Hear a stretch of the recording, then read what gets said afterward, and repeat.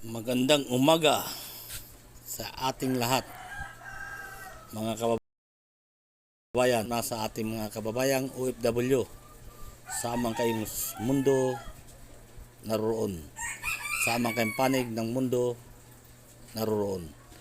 Magandang umaga, magandang tanghali, magandang hapon at magandang gabi sa inyong lahat po, mga kababayan kong mga OFW, samang kayong panig ng mundong ito. Isang mapagpalang araw sa ating lahat. At sa Pilipinas, magandang umaga po sa inyo mga kababayan ko. Ang topic po natin yung mga kababayan, ipagpamanimin niyo po ang muli pong pagbabalik na inyong Laban Pinas TV Kabus Vlogger, sapagkat ito nga po ang ating topic ay patungkol lamang po sa nangyayari, sa patuloy na pangyayari sa Kingdom of Jesus Christ ni Pastor Apollo C. Kibuloy. Sapagkat ito nga po ang mga nangyayari, patuloy na pangyayari ng panggigipit, pagyuyurak, pang-aapi, pang-alipusta, kung ano-ano pa ang ginagawa nilang panggigipit sa kasalukuyang at sa sinasabing pastor ng KOGC na si Apollo C. Kibuloy. Ito po ang kuha natin mga kababayan.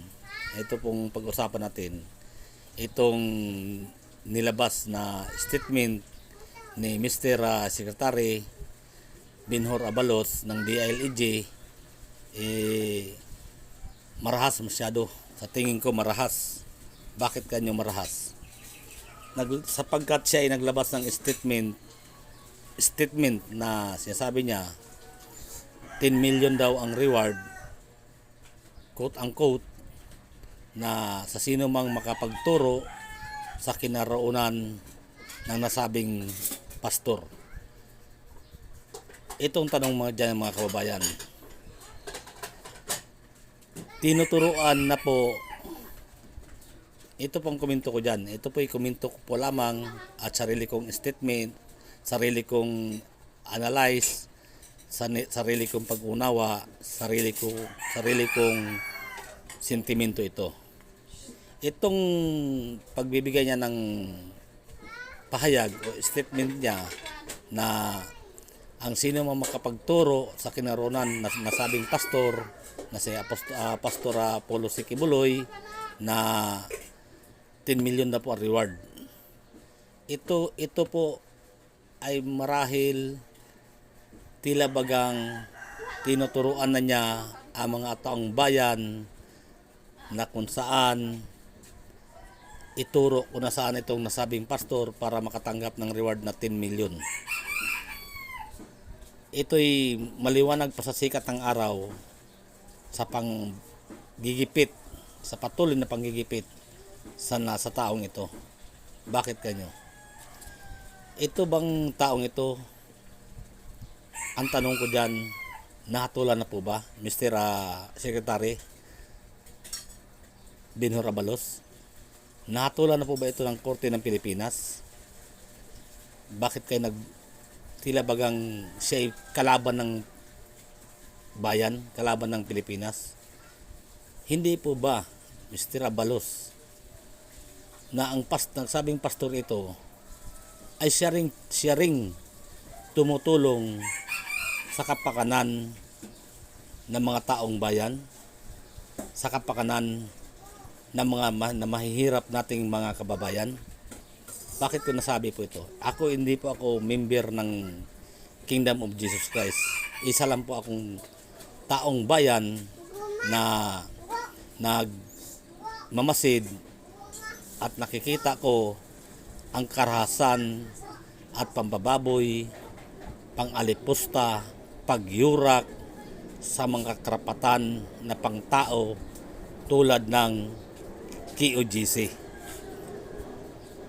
Ito po, ang tanong ko po dito, bakit nyo po ito patuloy gipit ang taong ito na samantalang isa ito na nagbibigay ng tulong sa larangan ng ekonomiya sapagkat nga tumutulong ito kung paano mapababa ang bilang o magsuko o sumuko ang mga kababayan nating naliligaw ng landas sa ating lipunan. Katulad po ng inyong gobyerno na patuloy siya na naghikayat sa mga MPA para sumuko.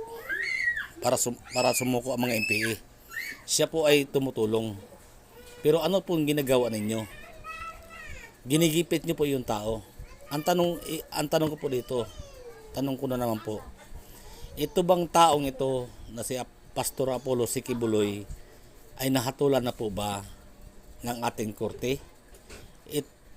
Ito po ba ang Pilipinas po ba natin bilang Pilipino, ang DILG po ba ay hukuman na sa panahong ito?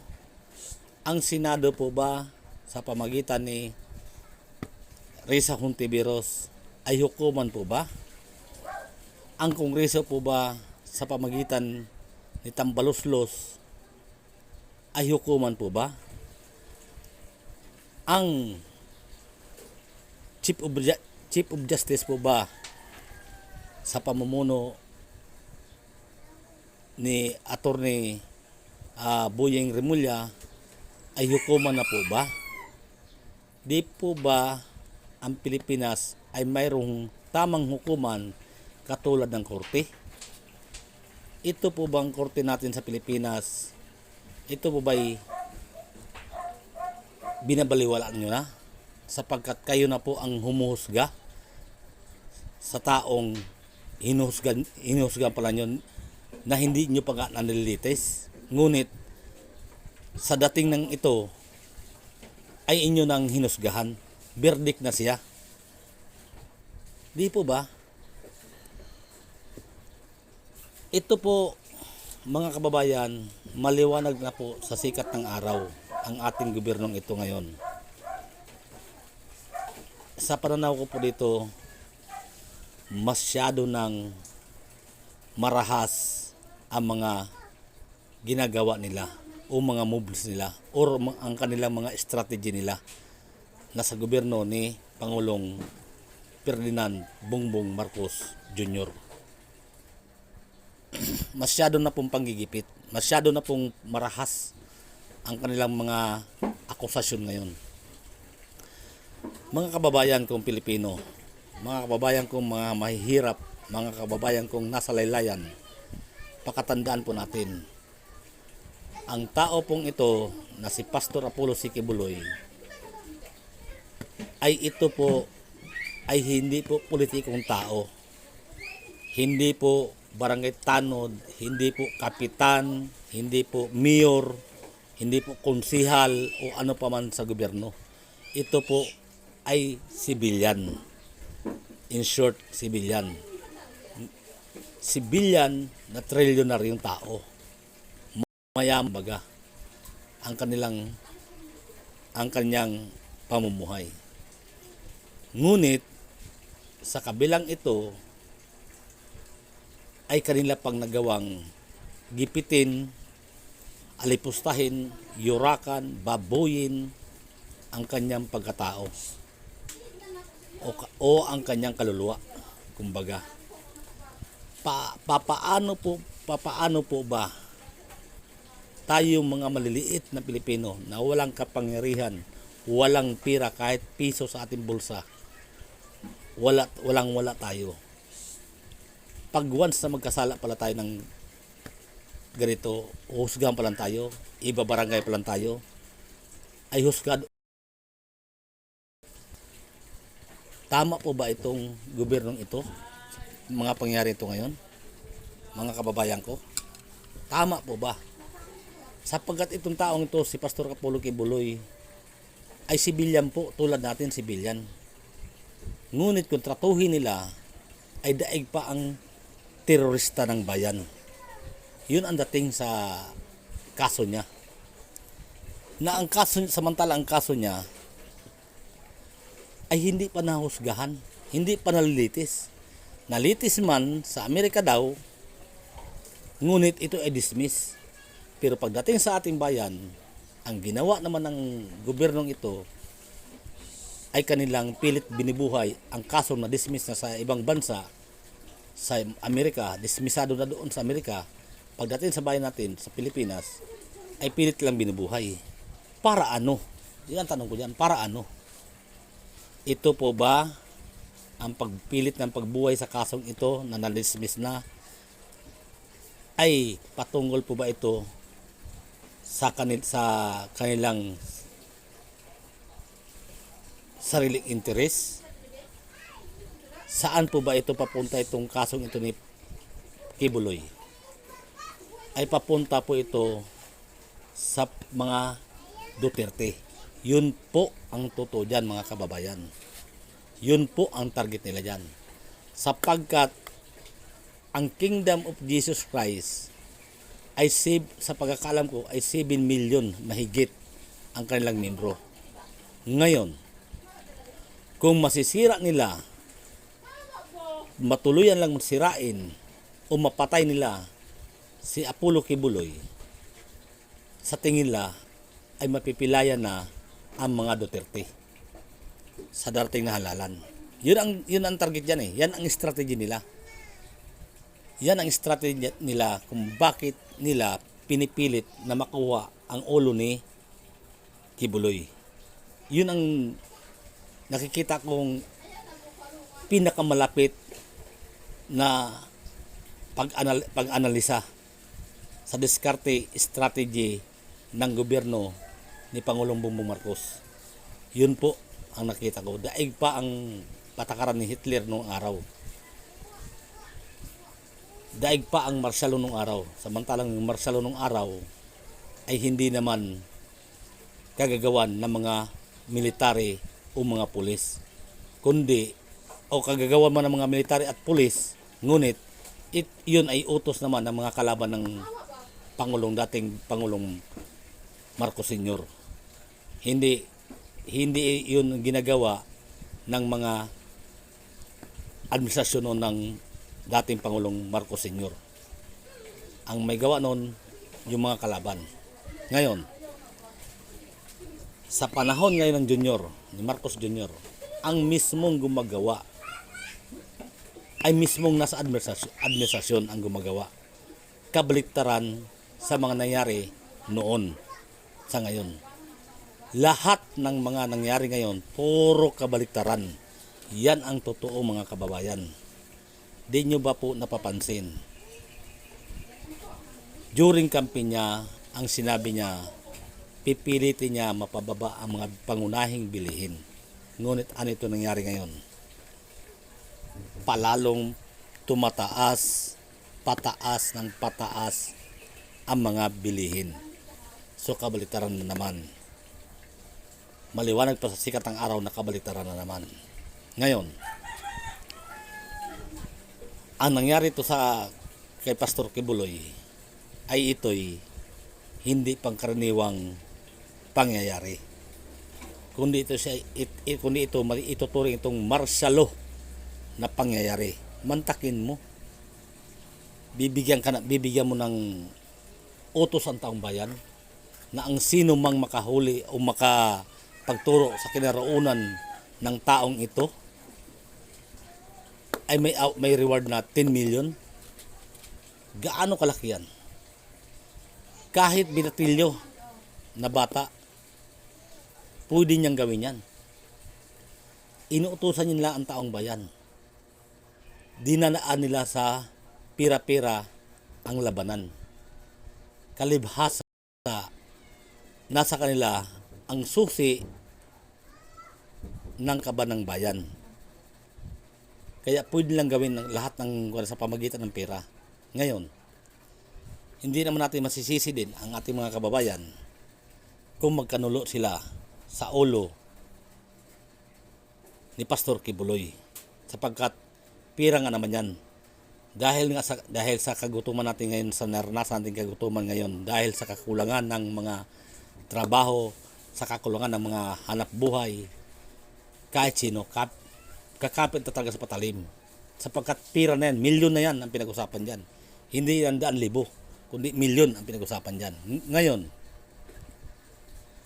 mga kababayan ko, ito ang pakatatandaan natin. Ito'y hindi ko kayo inuunahan ng inyong desisyon o ng inyong pananaw. Sa tingin nyo po ba, once na may turo ninyo ang kinaronan ng taong ito ni Pastor Kibuloy, sa tingin nyo po ba may bibigay ba nila ang 10 million na yan sa inyo?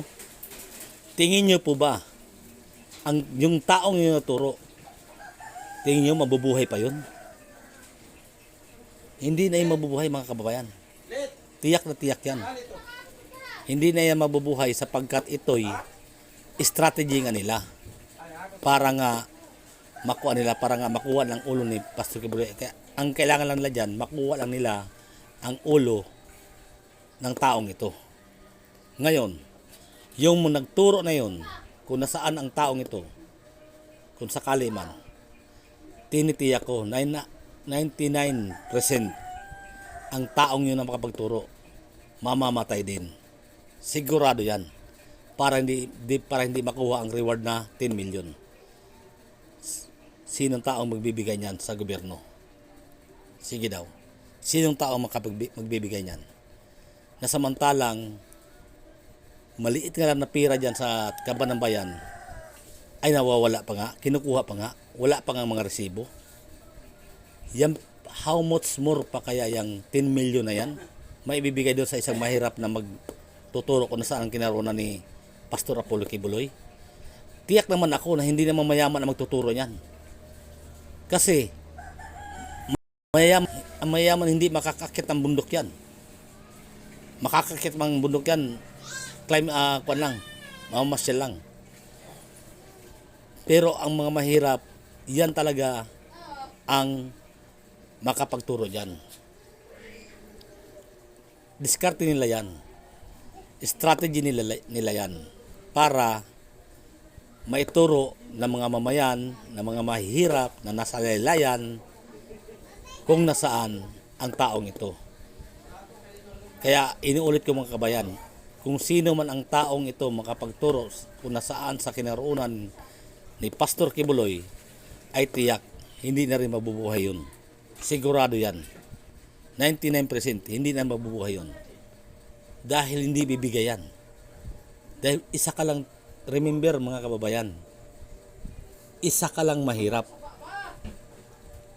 At ang mahirap sa tingin nila, isang pitik lang nila, talsik na. Yun ang totoo yan. Kaya, kung sinasabi ito, mga kababayan, sapagkat tao rin kayo, tao rin tayo, laylayan rin tayo, mamamayan rin tayo ng Pilipinas. Sino pa ba ang magmamalasakit kung hindi tayong mga kapwa Pilipino na mga mahihirap? Yun ang magmamalasakit dyan. Hindi sila, hindi yung mga nasa Malacanang na yan. Hindi yan magmalasakit sa atin. Nakikita naman natin sa kasalukuyan, mga kababayan. Walang pagmalasakit sa ating mga mahihirap na mga Pilipino na nanirahan dito sa ating bansa or mga OFW man. Wala silang pakialam ang mga nasa katungkulan. Katulad ng presidente hanggang pababa sa presidente, mali ba lang sa vice president, sapagkat yan ay nagkikir talaga yan sa mga mamamayan. Nagtatrabaho talagang tama yan. Talagang sinusuklian niya at tinutupad niya ang kanyang mandato bilang vice presidente ng ating bansa. Pero maliba lang dyan, lahat yan sunod-sunuran na sa administrasyon na ito. Kaya mga kababayan, sabi ko sa inyo, kailan pa tayo kikilos? Kikilos naman tayo kung malalagasan na tayo ng mga kapwa nating Pilipinong mahihirap na wala na, masasabi nating wala namang kasalanan. Hindi man natin sabihin na may kasalanan si Kibuloy sapagkat hindi pa man siya nahusgahan. Hindi pa siya nalilita sa korte natin. Alam nga naman sabihin natin na may kasalanan siya. Ay sabi nga sa Biblia, huwag kang manghusga. Huwag mong husgahan para hindi ka rin husgahan. Ay bakit tila bagang hinusga na nila ang isang tao na wala namang ginagawang masama sa ating bayan? Mayroon bang ginawa si Pastor Kibuloy ng masama sa ating bayan? Siguro sa mga kurap na nasa gobyerno. Masasabi kong mayroon siya mga sinabi. Pero yung mga sinabi niya yun, base lang po sa kanya ding nabasa sa Biblia. Para magising ang taong yun, kung sino man yun ang kurap na tao na yun, o gumagawa ng masama laban sa gobyerno, ginigising niya. Yun ba ay masama? Yun ba ay panghusga na? Di ba? Ngayon, kung ipagpatuloy nila itong ginagawa nila ito, hindi nila ito babawiin. Anong mangyayari sa buhay ng taong yun at sa buhay ng tao na nagturo sa taong yun?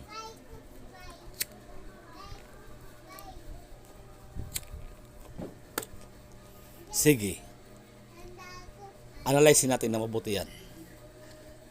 Kunwari, ako, alam ko kung nasaan, kunwari lang ha, alam ko kung nasaan si Pastor Kibuloy. Ngayon, itinuro ko, sinabi ko sa isang pulis,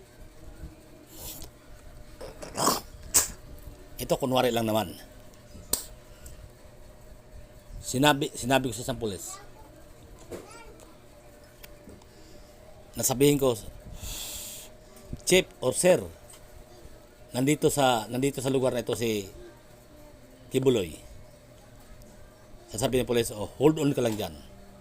Hindi, itatawag ko to. Tinawag niya ngayon sa mataas, sa kanya. Yung tinawagan naman niya, ipaalam naman doon sa nag-utos sa kanila. Katulad sa sekretary. Isasama ka ngayon. Isasama ngayon ako kung nasaan yung kinaroon ng taong yun. Pagdating doon, napatay na nila.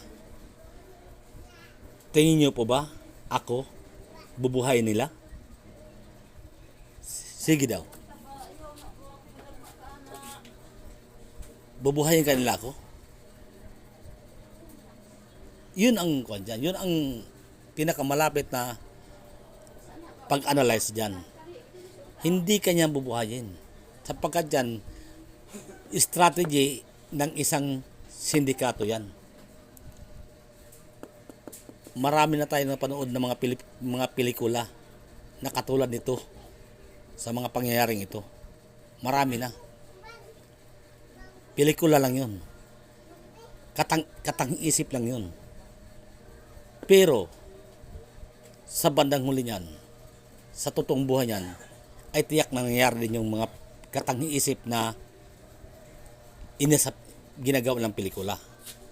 Yun ang pinaka malapit na pag-analisar sa ganitong sitwasyon. Remember, si Mr. Secretary Binhor Abalos ay artista na. Kasi nasa teleserye na siya. Remember that, mga kababayan. Isa na siyang artista. So may posibilidad na siya ay director din.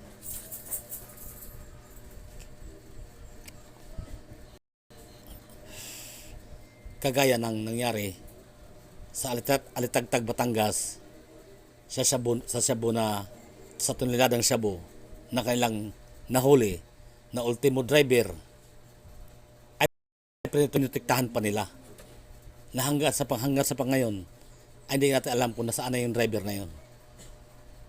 Pinauwi na ba o tinago na? Tapos isang tao lang,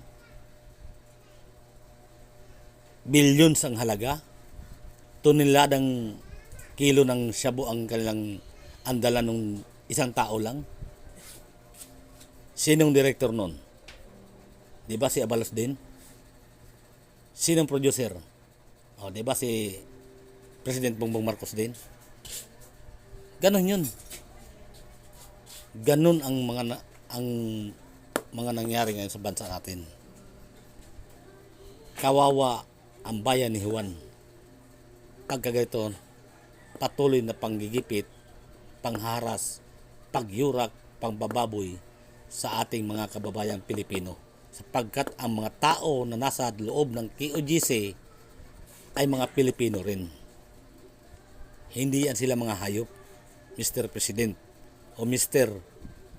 Secretary Abalos. Hindi yan sila mga hayop. Mga tao din yan, kumakain din ng kanin yan na katulad mo. Kaya lang, ang bigas na sinasaing na kinakain mo ay first class, marahil. Ngunit sa amin na mga mahirap, ay nagtsatsaga kami doon sa pinakamababang presyo ng bigas na kaya namin bilhin. Yun lang pagkaiba natin, presyo lang, pero bigas pa rin. Ngayon, mga kababayan kong OFW, di bali na kayo mga OFW kasi nasa ibang bansa tayo na nagtatrabaho. Mga kababayan ko mga Pilipino na nasa Pilipinas, hahayaan niyo po ba na mangyari ito sa kapwa natin Pilipino? Hayaan lang po ba natin na api-apihin tayo ng isang masasabi kong isang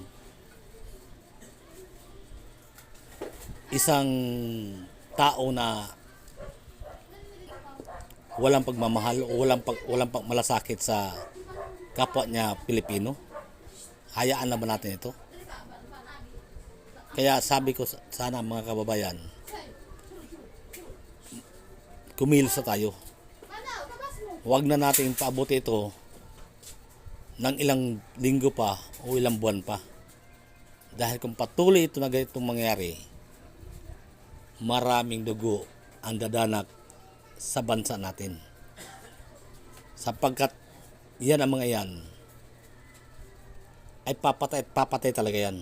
Yung nagturo sa kinarunan ng tao na yon ay tiyak na magbubuhis talaga ng buhay yun. Hindi yan bubuhayin. Kaya sana huwag na natin patagalin to.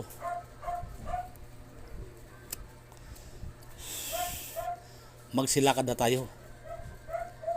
Mag-rally na tayo. People power na kung kinakailangan. Civilian war na kung kinakailangan. Civil war na kung kinakailangan. Kasi hindi na ito tama. Kung patuloy natin na hayaan ito. Tayo ay mga Pilipino. Tayo ay may dugong mga bayani. Tayo ay mga maralitang Pilipino. Tayo ay nakakaalam kung ano ang tama, ano ang mali. Even sila, alam nila kung anong tama mali. Pero pinipilit nila piliin ang mali. Sapagkat gahaman sila sa kanilang mga posisyon. Gahaman sila sa kanilang mga kinarunan kung nasaan sila ngayon. Takot silang mawala sa kanilang mga posisyon. Yun ang totoo dyan. Naalala ko tuloy sa panahon ni Cory Aquino kung paano nahirapan ang mga Pilipino noon, mas masahol pa sa panahong ito ngayon. Kung noon sa panahon ni Cory Aquino ay nagkandalitsi-litsi, nagkandahirap-hirap ang bansa. Pero kahit papaano, ang dollars hindi umabot ng 98 or 99, 58 or 59. Hindi umabot. Pinakamataas noon 49. Kung di ako nagkakamali. 49 o 50. Pinakamataas noon. Pero ngayon, ang pinakamataas ngayon 58, 59 ng dollars. So, doble, triple, 4, 5 times pa nga yata ang ekonomiya natin sa panahon ni Cory Aquino at panahon ngayon. Kung sa panahon ni Cory Aquino ay nagkandawala-wala ang asset ng Pilipinas, sa panganahon to ngayon, bagamat wala pang nawawala, pero ang ekonomiya bagsak na, lubog na, lubog pa sa kumunoy ang bansa dahil sa mga ugong-ugong na gira-gira na ito na mangyayari sa bansa. Ngayon, kung hahayaan natin ito mga kababayan kung Pilipino,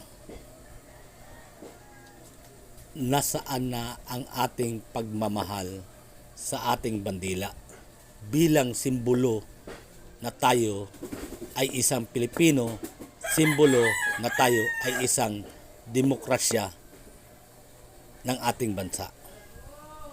Kung hahayaan natin ito,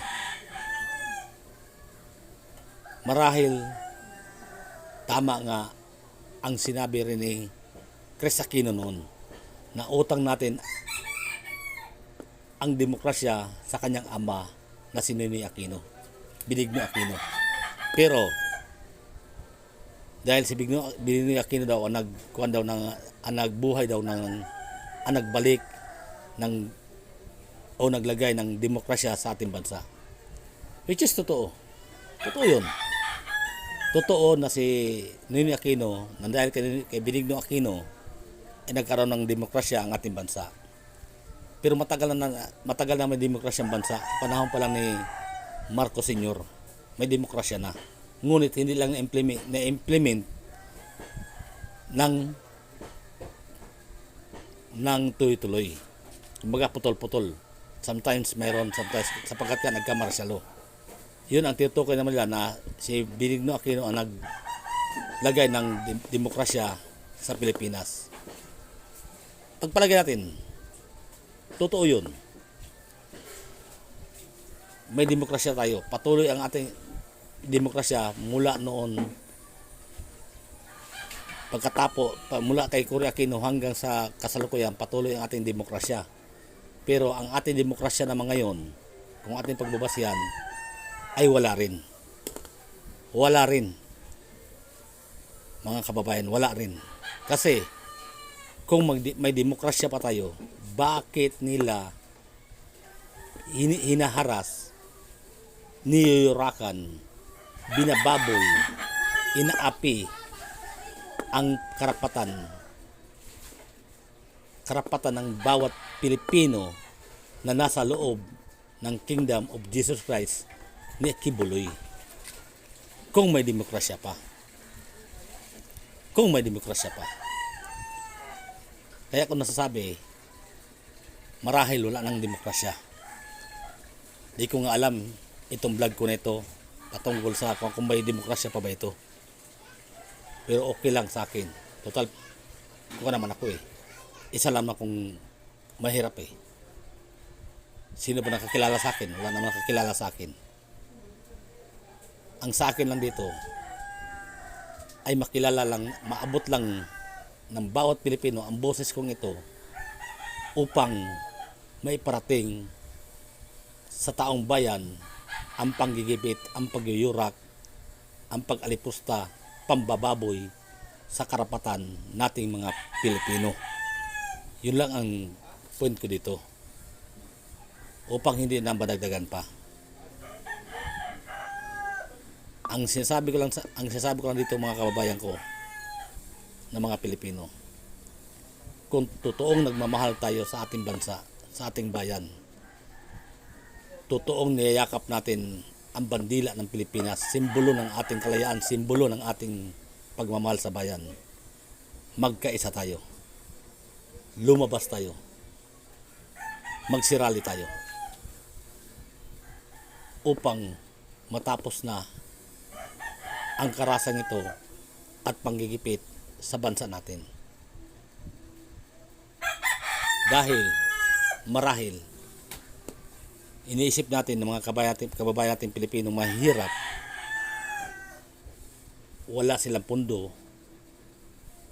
walang pamasahe papunta sa rally na yan, saan nga naman sila kukuha ng pamasahe? Ay sana ito ay makarating sa mga taong may mabuting puso na para sila ang mag-organize kung paano makarating ang ating mga kababayang Pilipino sa lugar na kung saan tayo magtitipon upang maglabas tayo ng hinanakit natin at opinion natin sa pamagitan ng mga rally na ito. So hanggang sa ngayon, dito lang tayo mga kababayan ko. Patuloy tayo magdasal na sana matapos ito. Ngayon, ika nga, kilos tao upang tulungan kita. So kung hindi tayo kikilos, paano tayo tutulungan ng Diyos? So kumilos tayo para tulungan tayo ng Diyos. At hanggang sa muli at magandang isang mapagpalang araw sa ating lahat.